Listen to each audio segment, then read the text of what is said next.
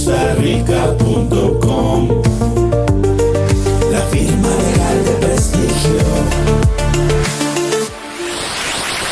El derecho discutido como nunca antes. Bufete de Costa Rica, el podcast. El tema de hoy es procedimientos para la obtención de la ciudadanía costarricense. Comenzamos con un nuevo podcast. DI. ¿Cómo les va? Esperamos estén listos para otro episodio de Bufete de Costa Rica. Hoy nos sumergimos en los procedimientos para la obtención de la ciudadanía costarricense. Para dar inicio, queremos agradecer al licenciado Larry Hans Arroyo Vargas, cuya doctrina jurídica es la columna de esta discusión. Y para esta conversación tan fundamental, contamos con nuestro panel de lujo: Ricardo, nuestro estratega corporativo; Andrea, la voz del realismo pragmático; Eva, nuestra conciencia humana; Henry, el pensador sistémico; Paula, cuyo testimonio nos inspira a la acción; y Leonardo, el hombre del sistema. Para arrancar, vamos a desentrañar un punto que parece simple, pero que es la base de todo: nuestro marco teórico, distinción entre nacionalidad y ciudadanía. Bienvenidos de nuevo a Bufete de Costa Rica, el espacio donde desgranamos la complejidad del derecho para entender el país que habitamos. Hoy nos sumergimos en un tema que define la esencia misma de una nación: quiénes somos. Abordaremos la obtención de la ciudadanía costarricense, un viaje que va mucho más allá de un simple trámite. Para empezar, quiero que establezcamos las bases.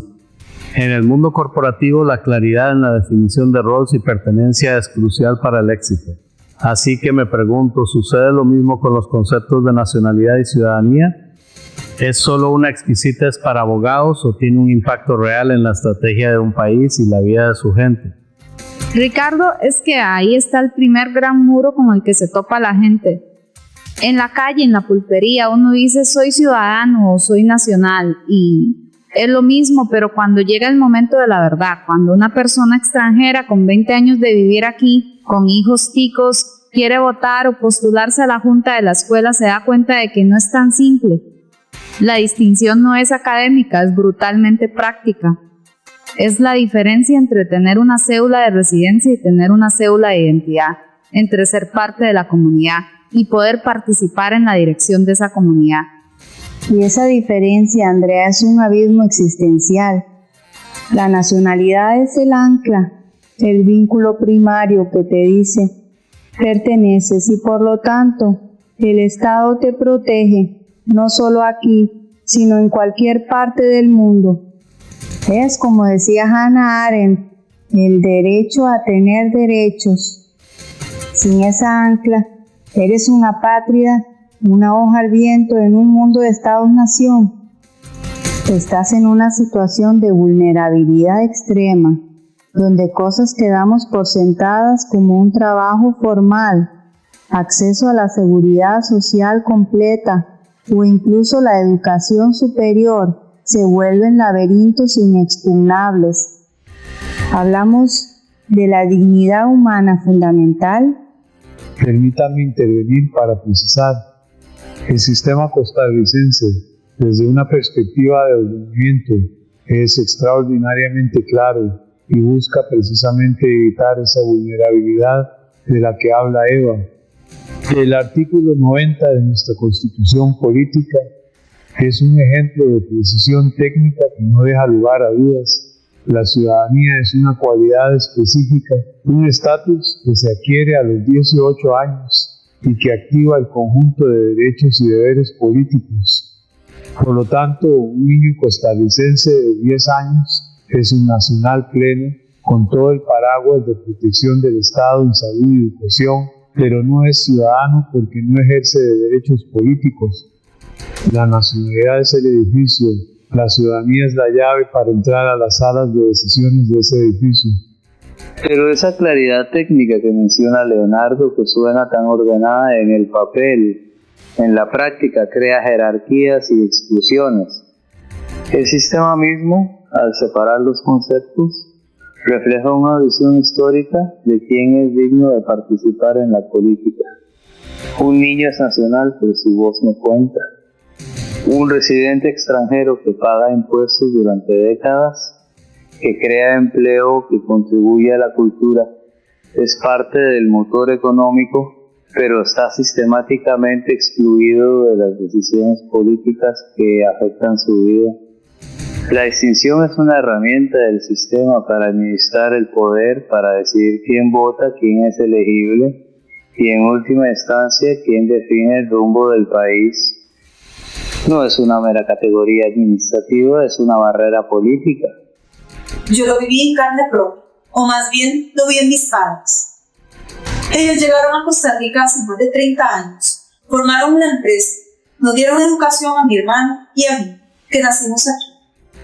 Durante toda mi infancia, ellos eran residentes.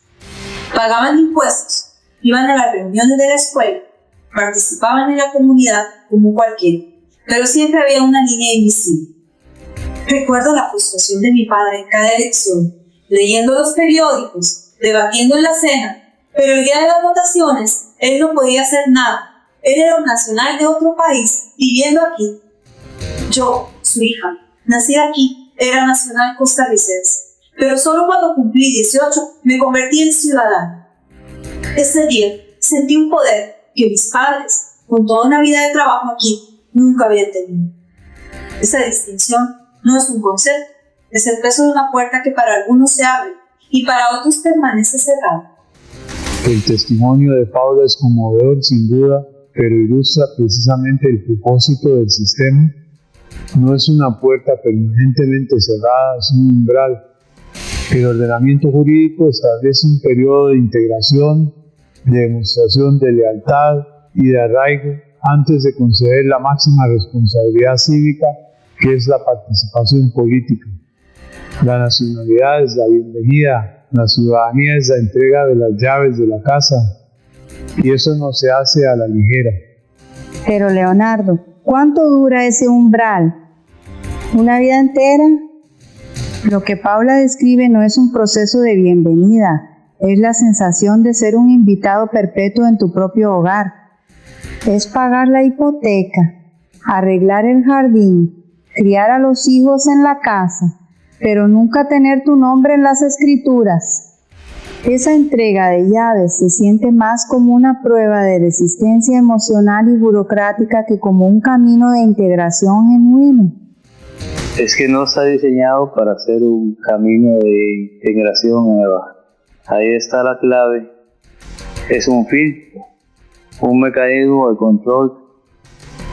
El sistema define quién pertenece al club de los que toman las decisiones y quienes se quedan en la periferia aportando con su trabajo y sus impuestos, pero sin voz ni voto.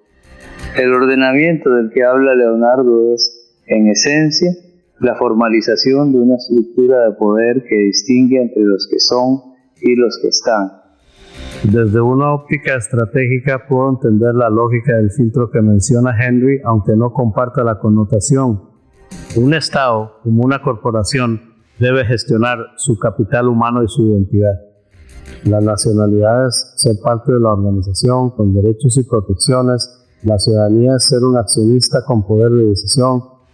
La pregunta fundamental para la estrategia país es: ¿nuestro proceso para convertir a miembros valiosos en accionistas es eficiente, claro y justo? ¿O estamos perdiendo talento y lealtad por un proceso demasiado engorroso? Y ahí está el meollo del asunto, Ricardo, porque esa conversión no es igual para todos. Para un ejecutivo europeo con un bufete de abogados detrás, el camino puede ser claro, pero para una trabajadora doméstica nicaragüense que lleva aquí 15 años, que ha criado hijos ticos y que apenas sabe leer, ese proceso es una montaña inescalable de papeles, citas, gastos y terminología legal que no entiende. No es un umbral, es un laberinto diseñado para que se pierda. Exactamente, lo cual nos lleva a la pregunta inevitable: si esta distinción es tan crucial y el acceso a la ciudadanía es la meta, ¿cuáles son exactamente esas vías? ¿Cómo se transita de ser un nacional extranjero residente a un ciudadano costarricense con plenos derechos. ¿Cuáles son las reglas del juego para la naturalización y la opción? Excelente pregunta, Ricardo, y nos lleva directamente al corazón de nuestro siguiente tema: vías derivadas de adquisición, naturalización y opción. Es el mapa del tesoro, por así decirlo. Leonardo, ¿podrías trazarnos ese mapa y decirnos cuáles son las rutas que establece la ley? Por supuesto, Flor. El mapa está claramente delineado en los artículos 14 y 13 de la Constitución. No hay que inventar nada. Primero tenemos la naturalización, que es un acto soberano del Estado que requiere la voluntad del individuo y la aceptación del Estado tras verificar requisitos. La ruta principal es por residencia 5 años para iberoamericanos y españoles, por nacimiento 7 años para los demás. También existe la vía por matrimonio con un costarricense que exige 2 años de casados y de residir aquí, y la naturalización por trascendencia, donde los hijos menores de un nuevo naturalizado la adquieren también. Luego está la opción, que es una categoría distinta, un derecho privilegiado, no es naturalización, es para el hijo de un costarricense nacido afuera o el hijo de extranjeros nacido aquí. Ellos optan por la nacionalidad y se les considera costarricenses por nacimiento. Mis padres tomaron la ruta de la residencia, la de 7 años. Recuerdo la casa llena de fotocopias, timbres y el estrés por los exámenes de historia y cívica. Mi papá estudiaba por las noches como si fuera a entrar a la universidad.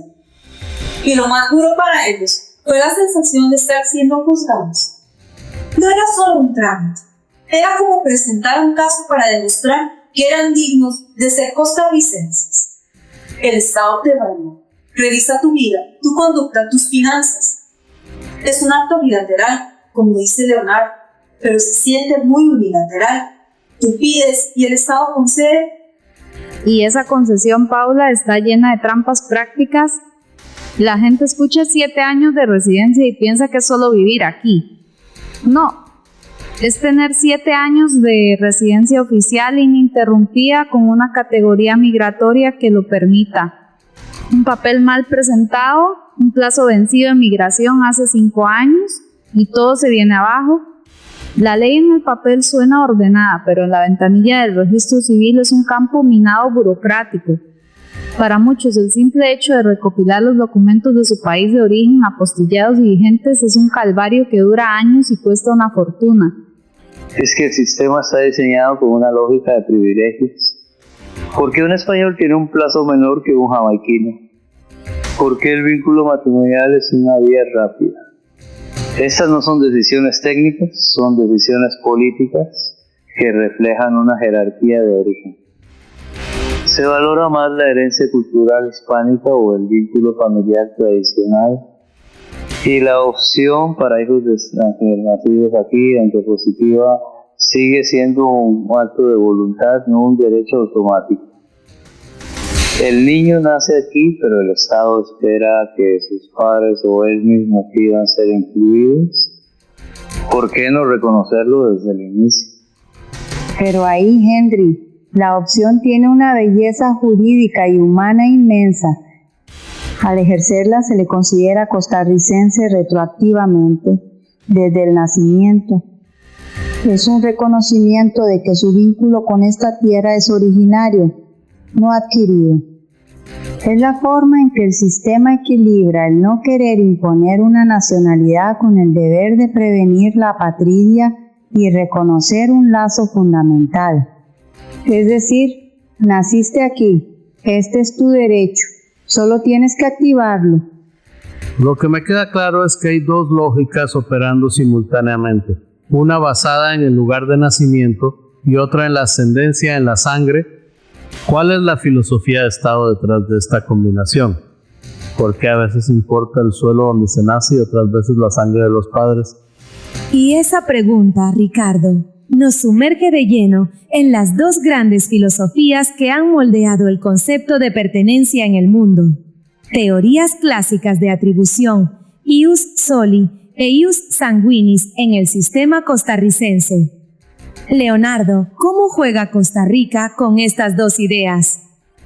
Costa Rica, con notable pragmatismo, no adopta ninguna de forma pura, sino que las combina en un régimen mixto y estratégico. El ius soli, o derecho del suelo, se aplica cuando el artículo 13 dice que es tico el hijo de padre o madre costarricense nacido aquí. El suelo es determinante y se ve de forma atenuada en el derecho a optar para el hijo de extranjeros nacido aquí. El ius sanguinis, o derecho de la sangre, es el protagonista cuando se le da la nacionalidad al hijo de un costarricense nacido en el extranjero, sin importar el lugar geográfico. No es una contradicción, es una política de Estado deliberada y equilibrada. Es un equilibrio que esconde una historia de intereses. El ius soli es la herramienta de los países de inmigración, como los de América, para asimilar rápido a los hijos de los recién llegados. Y el ius sanguinis es la herramienta de las viejas naciones europeas para mantener el vínculo con su diáspora. Costa Rica usa ambos porque quiere las dos cosas: integrar a la segunda generación de inmigrantes que ya está aquí, para evitar crear guetos de no ciudadanos, pero al mismo tiempo no quiere perder el lazo con los ticos de sangre que se van del país. Es una estrategia de construcción nacional, no un simple equilibrio jurídico. Lo veo como una estrategia de gestión de activos. El ius sanguinis es la política de retención del talento propio. Le dices a tu gente, vayas donde vaya, sigues siendo parte de esta empresa y tus hijos también. Es proteger tu capital humano.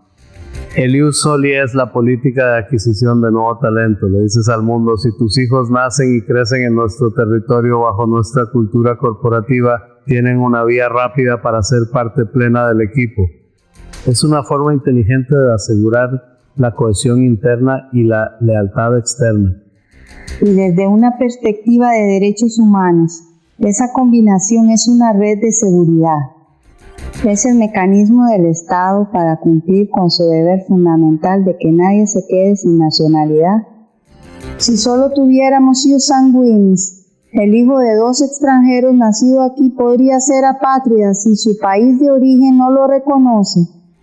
Si solo tuviéramos ius soli, el hijo de dos ticos nacido en el extranjero podría quedar en un limbo legal. El sistema mixto, más allá de la estrategia, es una manifestación del principio de protección a la persona. Todo eso suena muy bien en la teoría, Eva, pero en la práctica para la gente de a pie es una fuente de confusión monumental. ¿Cómo le explicas a una familia que su hijo, nacido en Los Chiles a 500 metros de la frontera, es tico por una vía, pero su primo, nacido a 1 kilómetro al norte, en Nicaragua, de madre tica, tiene que hacer un trámite de opción? La gente no anda pensando en ius soli o ius sanguinis. Ven un sistema que parece poner condiciones y trabas donde debería haber un reconocimiento simple y directo. Yo soy el resultado de ese ius soli. Mis padres no eran costarricenses, pero yo sí, por nacer aquí. Pero siempre sentí esa diferencia sutil. Mis amigos decían, mis abuelos son de Cartago, y yo decía, mis padres son de Colombia. Mi costarriqueñidad venía del suelo, de la tierra. La de ellos venía de una historia familiar, de la sangre. Es una distinción que, aunque legalmente te hace igual, socialmente a veces te recuerda que tu origen es distinto. Exacto. Y esa combinación estratégica de la que hablamos no puede ser un cheque en blanco para el Estado. Tiene que haber límites.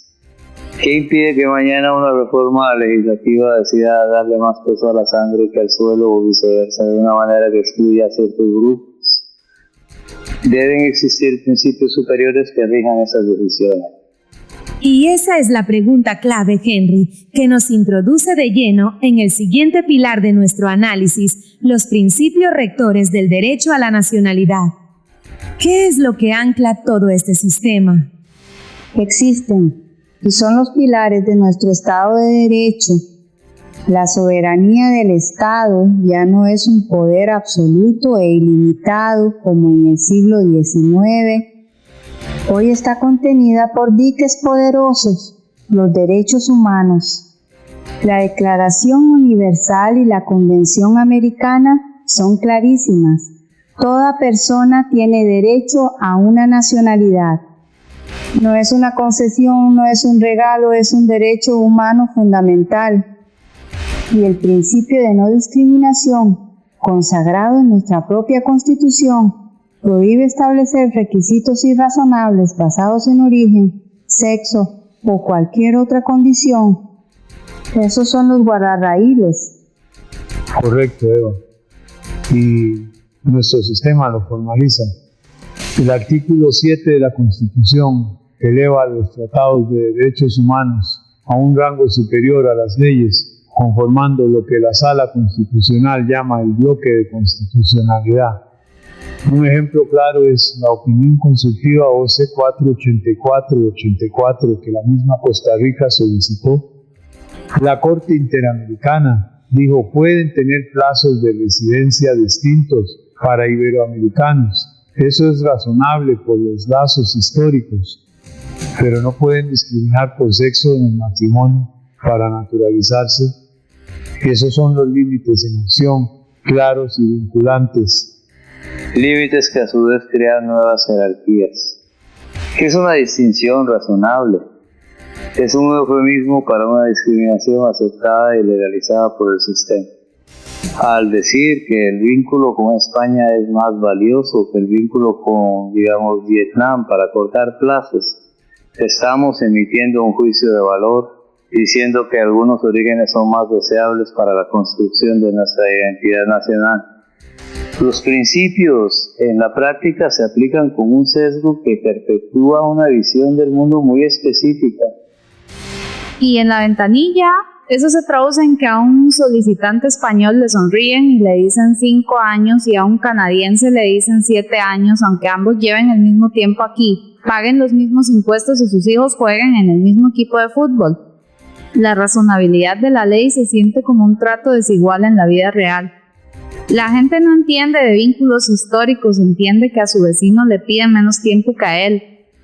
Pero el principio más poderoso, el que lo cambió todo para mi familia y para miles de ticos afuera, fue la reforma de 1995. La idea de que la calidad de costarricense no se pierde y es irrenunciable. Antes de eso, si un tico se naturalizaba estadounidense, dejaba de ser tico. Imagínense. La reforma nos dijo, puedes tener más de un hogar, más de una identidad, y no te vamos a castigar por ello. Eso fue un cambio de mentalidad gigantesco, que nos dio una seguridad que no teníamos. Ese es un punto fascinante, Paula, porque esa reforma de 1995 representa un cambio de paradigma total. Pasamos de ver la nacionalidad como una lealtad exclusiva casi feudal a verla como un derecho inalienable. Y mi pregunta es, ¿cómo se dio esa transformación? ¿Siempre vimos la nacionalidad como un derecho humano fundamental o es una idea moderna que hemos adoptado? Ricardo, tocas el nervio de la historia del derecho. Esa evolución no fue un chasquido de dedos, fue un largo y a menudo doloroso viaje que exploraremos en nuestro siguiente segmento. Evolución doctrinal, de concesión del Estado a derecho humano fundamental. Eva, ilumínanos sobre este cambio sísmico. Es un cambio que nace de las cenizas. En el siglo XIX y principios del XX, la doctrina era clara.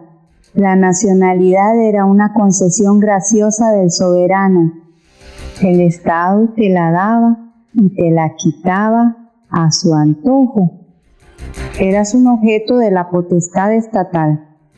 El punto de inflexión fue el horror de las guerras mundiales y el Holocausto.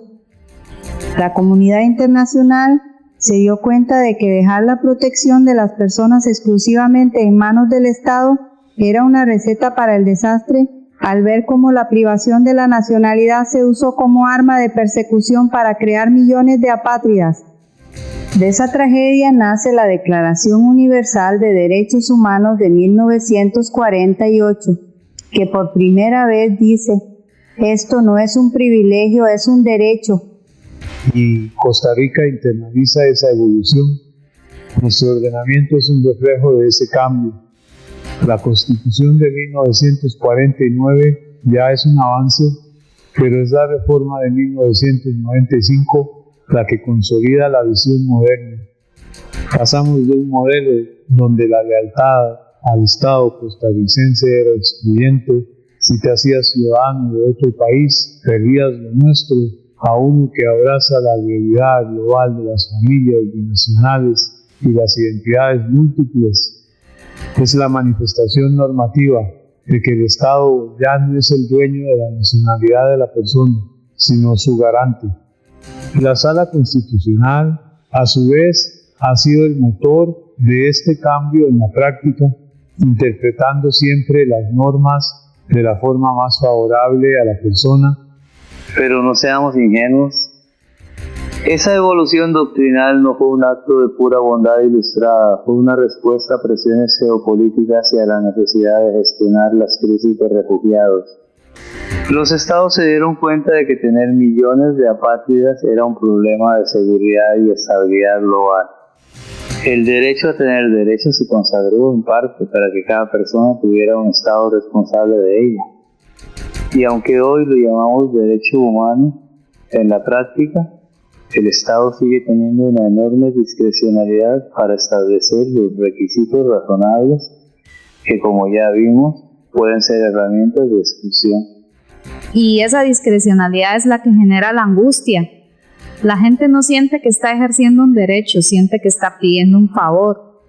El lenguaje ha cambiado, ahora hablamos de derecho humano, pero la experiencia frente a la ventanilla sigue siendo la de un suplicante frente a un poder que puede decir sí o no. La doctrina puede haber evolucionado en los libros de derecho y en las sentencias de la Sala Cuarta, pero me pregunto cuánto de esa evolución ha permeado realmente la cultura institucional de quienes aplican la ley día a día. Yo creo que sí ha permeado, aunque lentamente. El hecho de que mis padres pudieran naturalizarse sin renunciar a su nacionalidad colombiana fue gracias a esa evolución. Les permitió mantener su herencia, sus propiedades, su conexión familiar, sin que se viera como una traición a Costa Rica. Eso es un cambio inmenso que impacta la vida real de miles de familias. Antes era una elección dolorosa. ¿De dónde eres? Ahora la respuesta puede ser: soy de ambos lugares. Lo que me parece crucial es entender que esta evolución no ocurrió en un vacío. No fue solo Costa Rica pensando sobre sí mismo. Estuvimos influenciados por movimientos más grandes, por cambios en el derecho internacional. ¿Cómo fue ese proceso global y regional que nos empujó a cambiar? Una pregunta esencial, Ricardo, que nos obliga a levantar la vista y mirar más allá de nuestras fronteras. Entremos en la perspectiva histórica, desarrollo del derecho internacional de la nacionalidad. Leonardo, ¿cuáles fueron esos hitos globales que nos marcaron? El camino es claro y está bien documentado. Como mencionó Eva, el punto de partida es la Declaración Universal de 1948, pero luego vienen los instrumentos vinculantes, la Convención sobre el Estatuto de los Apátridas de 1954, que define quién es apátrida y qué derechos mínimos tiene, y luego la Convención para reducir los casos de apatría de 1961, que ya no solo protege, sino que obliga a los estados a actuar para prevenir, por ejemplo, aplicando el ius soli, si un niño de otra manera nacería sin nacionalidad. Incluso la jurisprudencia internacional, como el caso de Nottebohm de 1955 en la Corte Internacional de Justicia, empezó a hablar de un vínculo efectivo entre la persona y el Estado, limitando la idea de que la nacionalidad es solo un papel. Y esos instrumentos no son meras recomendaciones, son la conciencia jurídica de la humanidad respondiendo a catástrofes. Cada artículo de esas convenciones está escrito con la tinta del sufrimiento de millones de personas que quedaron desprotegidas. Cuando la Convención de 1961 dice que un Estado debe dar su nacionalidad a un niño nacido en su territorio que de otra forma sería apátrida, está creando un escudo legal para que nunca más un niño quede a la intemperie jurídica por el simple accidente de su nacimiento. Un escudo lleno de agujeros, porque muchos de los estados más poderosos del mundo no han ratificado estas convenciones o lo han hecho con reservas que las vacían de contenido. La comunidad internacional crea estos estándares, sí, pero su aplicación depende de la voluntad política de cada nación. El derecho internacional ha avanzado sin duda, pero la soberanía estatal sigue siendo el principio dominante. Estos tratados son más un ideal a seguir que una realidad universalmente aplicada. Son el lenguaje de la diplomacia, pero en las oficinas de inmigración de muchos países, el lenguaje que se habla es el del poder y la discrecionalidad. Y en la práctica, para la gente que busca refugio o una nueva vida, este derecho internacional suena muy lejano. Lo que importa es lo que dice el funcionario de turno, los requisitos de la ley local, los costos del trámite. Una persona huyendo de la violencia no llega a la frontera citando el artículo 15 de la Declaración Universal, llega con su historia, su miedo y con suerte algunos documentos. El gran desafío ha sido siempre cómo hacer que esos grandes principios del derecho internacional se conviertan en procedimientos justos y accesibles en la ventanilla de cada país. Pero aún así estos hitos globales crean un estándar, un benchmark para un país como Costa Rica, que proyecta una imagen de respeto a los derechos humanos. Alinearse con estos estándares internacionales no es solo una obligación legal, es parte de su marca país, de su estrategia de posicionamiento global. No podemos decir que somos la sede de la Corte Interamericana y al mismo tiempo ignorar los principios que emanan de estos tratados. Y creo que esa influencia se siente, aunque sea de forma indirecta. El saber que existe un marco internacional que te protege, que dice que tienes derecho a una nacionalidad, le da fuerza a tu reclamo. No estás solo pidiendo un favor, estás reclamando algo que una comunidad de naciones ha reconocido como fundamental. Precisamente. Y en nuestra región, esa influencia no ha sido solo global y difusa, ha sido directa, vinculante y ha tenido un impacto decisivo en nuestra propia legislación. El sistema interamericano ha jugado un papel protagónico. Eva, has puesto el dedo en la llaga. Hablemos de esa perspectiva histórica, influencia del sistema interamericano de derechos humanos. ¿Cómo nos ha moldeado? De forma directa y estructural. El instrumento clave es la Convención Americana sobre Derechos Humanos, el Pacto de San José, ratificado por Costa Rica en 1969. Su artículo 20 es la piedra angular, establece el derecho a la nacionalidad, una salvaguarda contra la patria con el ius soli subsidiario y prohíbe la privación arbitraria. Y no es teoría, Costa Rica lo ha usado. La opinión consultiva 12484 es el ejemplo perfecto.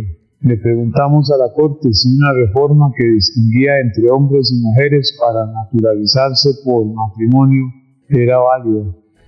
La Corte nos dijo que no, y esa doctrina moldeó nuestra ley. Y fue un hito. La Corte nos enseñó que la igualdad de género era un principio no negociable en materia de nacionalidad, pero su influencia va más allá. En el caso de las niñas Yani Bosico contra República Dominicana, la Corte fue enfática. Los estados tienen la obligación positiva de facilitar el registro de nacimiento, de no poner trabas burocráticas que creen apátridas, especialmente con niños vulnerables. Esa sentencia resonó en todo el continente y nos recordó que el derecho a la nacionalidad empieza con el derecho a un nombre y una inscripción. Resonó en los pasillos de las facultades de Derecho EVA, pero en las oficinas de registro civil de muchos países, el eco es débil. La Corte Interamericana es un faro moral y jurídico. No lo niego, pero sus sentencias a menudo llegan tarde y su cumplimiento es un pulso político constante con los estados. El caso Yani Bosico es de 2005 y hoy mismo seguimos viendo problemas de registro en toda la región. en toda la región. La influencia es real, pero es lenta, a veces agónicamente lenta. Exacto, Henry. Y es la gran ironía de nuestro país. Tenemos la sede de la Corte Interamericana aquí en San José, un símbolo de los derechos humanos para todo el continente, pero a veces parece que sus sentencias tuvieran que cruzar una aduana invisible para aplicarse en nuestras propias instituciones, a pocos kilómetros de distancia. La gente se topa con una burocracia que parece no haber leído esas sentencias. Lo que plantea una pregunta de coherencia estratégica. Si hemos sido tan proactivos en el ámbito interamericano, incluso consultando a la Corte, ¿cómo se ha reflejado eso en nuestra propia casa? Dejando de lado la burocracia, ¿cuáles han sido los momentos clave, las leyes específicas en nuestra historia, donde dijimos esto es lo que somos y lo pusimos en blanco y negro? Y con esa pregunta, Ricardo, llegamos a nuestra propia historia, a los momentos en que como país hemos plasmado en ley nuestra identidad. Analicemos los hitos en la legislación costarricense. Leonardo, ¿cuál es el recuento? El recuento es uno de consolidación progresiva. Las constituciones del siglo XIX experimentaron, pero sentaron las bases. El momento fundacional es la Constitución de 1949, que establece un sistema técnicamente superior con reglas claras para el nacimiento y la naturalización. Inmediatamente después, en 1950, se promulga la Ley de Opciones y Naturalizaciones, la Ley 1155, que es el manual de operaciones que con reformas todavía usamos. Y el hito transformador, el giro copernicano, es sin duda la reforma constitucional de 1995, que establece que la nacionalidad costarricense es irrenunciable y abre la puerta a la doble nacionalidad. Es una evolución lógica hacia un sistema más robusto y garantista.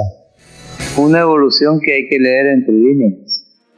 Las constituciones del siglo XIX no eran neutras. Buscaban activamente atraer inmigración europea, considerada deseable para poblar y mejorar el país.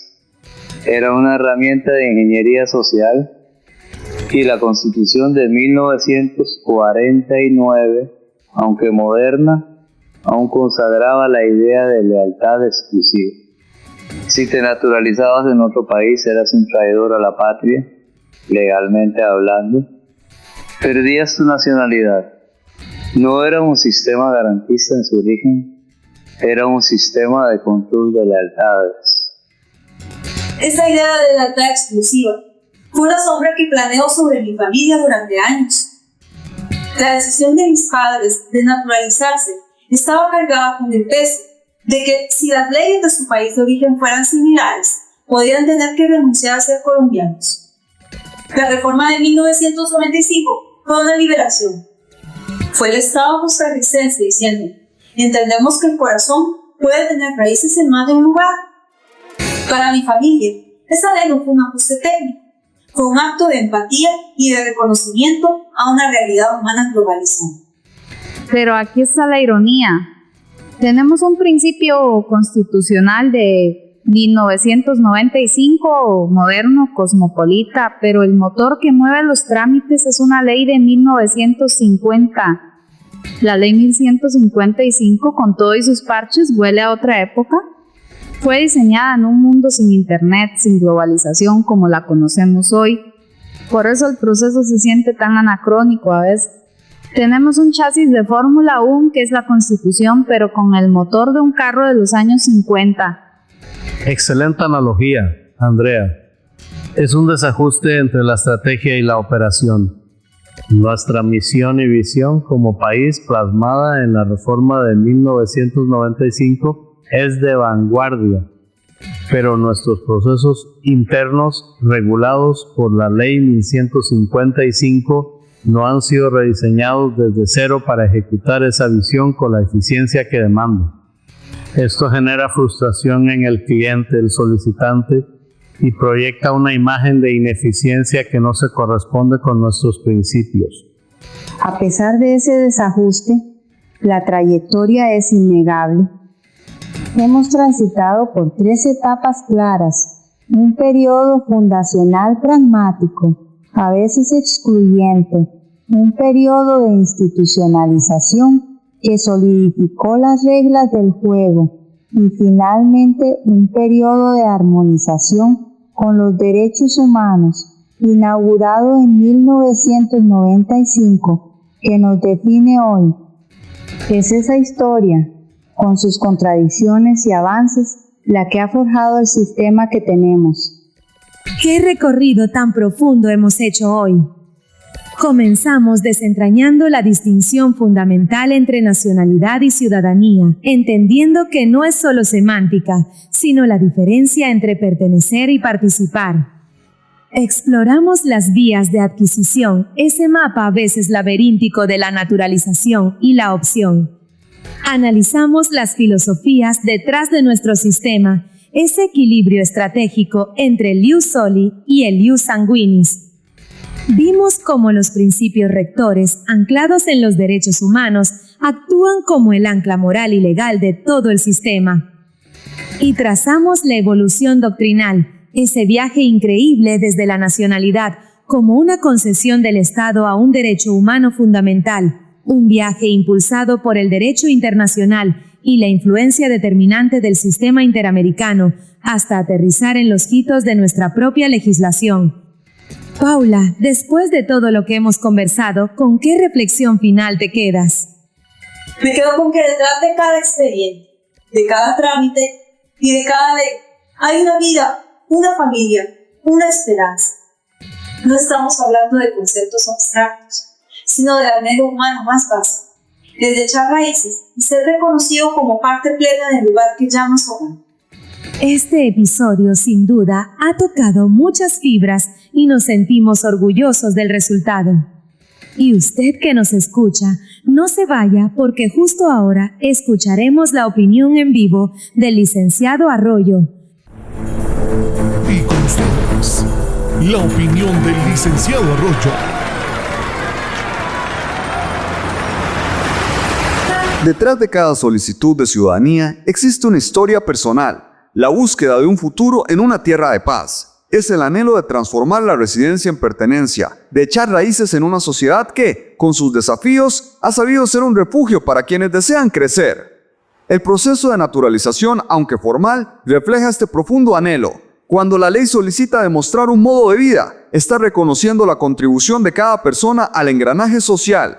Al requerir la ausencia de antecedentes penales, se protege el pacto de convivencia pacífica del que todos formamos parte. Incluso el examen de historia y cultura es una invitación a comprender el alma de la nación a la que se desea pertenecer, a entender por qué Costa Rica ha logrado nadar contracorriente. No es una prueba, es un puente cultural para ser parte activa de la historia. Obtener la nacionalidad es, por tanto, mucho más que un documento. Es la culminación de una travesía y el inicio de un nuevo capítulo. Es la formalización de un lazo de afecto y compromiso mutuo, donde una historia personal se entrelaza con la historia colectiva de Costa Rica.